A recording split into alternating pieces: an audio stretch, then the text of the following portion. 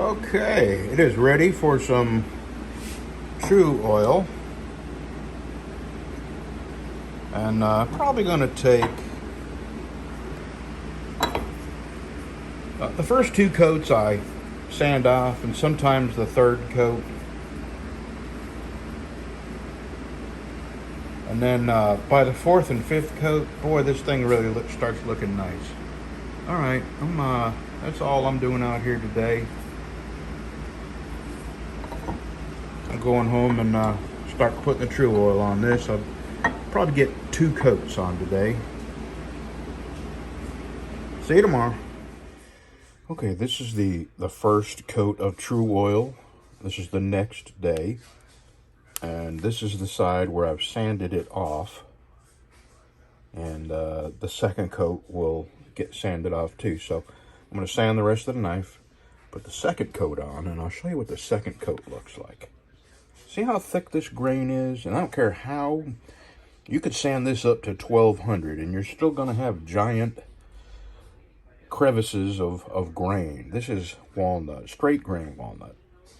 So that's why the thicker the grain wood, the more coats you have to sand off to smooth it all out. See, look at this side. And you can already see the true oil filling the grains up. All right, let me get to sanding. All right, here's what I use. Yeah, it's all crusty, which is why I just poke a tiny hole in the top. Birchwood Casey True Oil. And here's how I apply it. I don't, because I have just a little small hole there, otherwise it forms a skim across the top that you got to break through. I pour it into a bottle cap, and I use makeup wedges. And I use them because they are 100% lint free. And I've tried cotton, I've tried gun patches, nothing works. They all leave lint and create bubbles in the finish. That's another thing they don't do, is create any bubbles in the finish. Lots of people use their fingers. I don't like using my fingers. So now I'm gonna start dipping it in there and wiping it on this. And I go over it and over it and over it until it starts getting a little tacky, and then I stop, because then you're just making streaks and all that.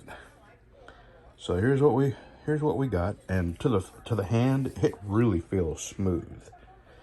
This coat, I'm going to turn the camera off, but I'll turn it back on and show you what the second coat looks like.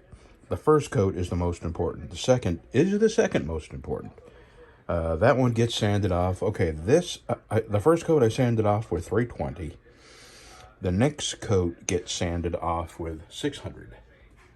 So, and then all the coats after that, steel wool.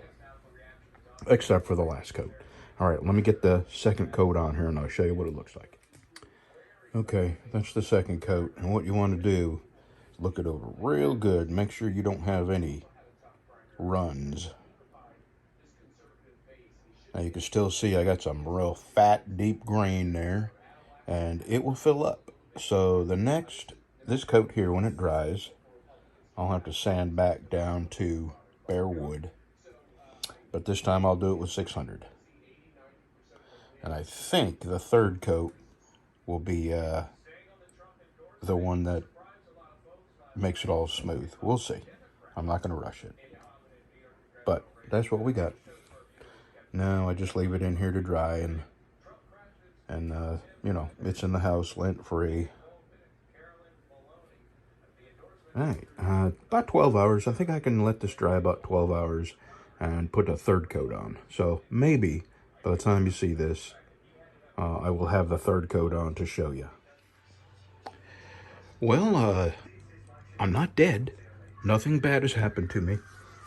I just haven't been doing things that I felt like recording or felt like I should record. But I just wanted to show you my finished gun. I got the barrel band in. It looks good. Barrel band with the sling swivel.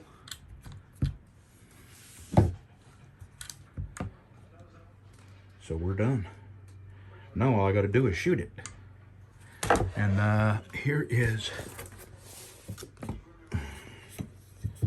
fixing to buff this with some steel wool and put a third coat on it, and we'll see. I still see some pretty thick grain there, and I don't know how it's going to look. Part of me wants to sand this. This is the third coat, by the way. I sanded down the second coat, put this third coat on, and it's still not filling that grain. And one of my subscribers, Chop something, I can't figure out what the last of it is.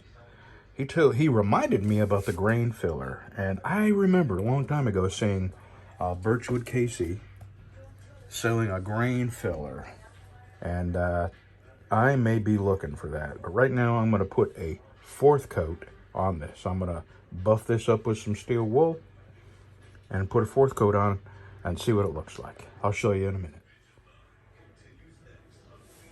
Yeah, you can still see some grain.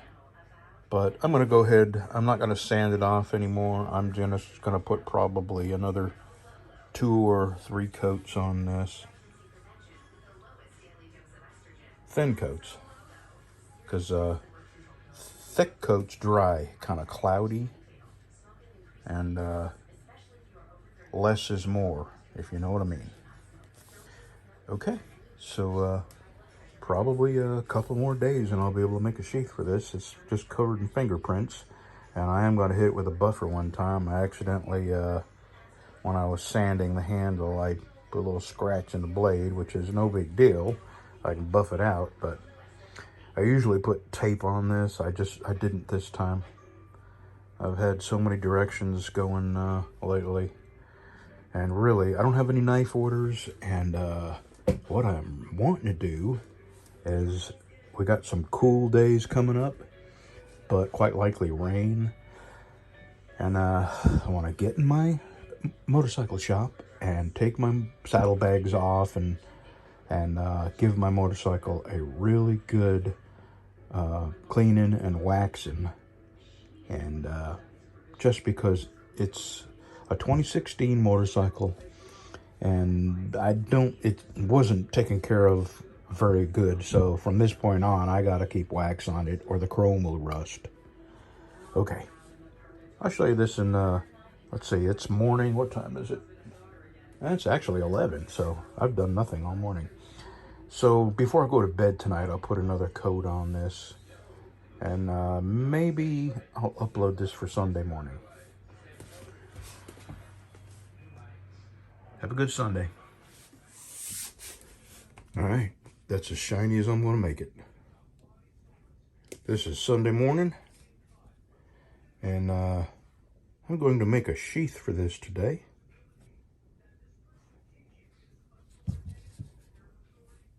I got to rebuff this, but it's a satin finish, and I'm going to make a sheath and maybe get to sharpen it today and rebuff it. I don't know, maybe tomorrow. But anyway, that's what it's going to look like. If you're interested in this, give me a holler. bctruck@gmail.com.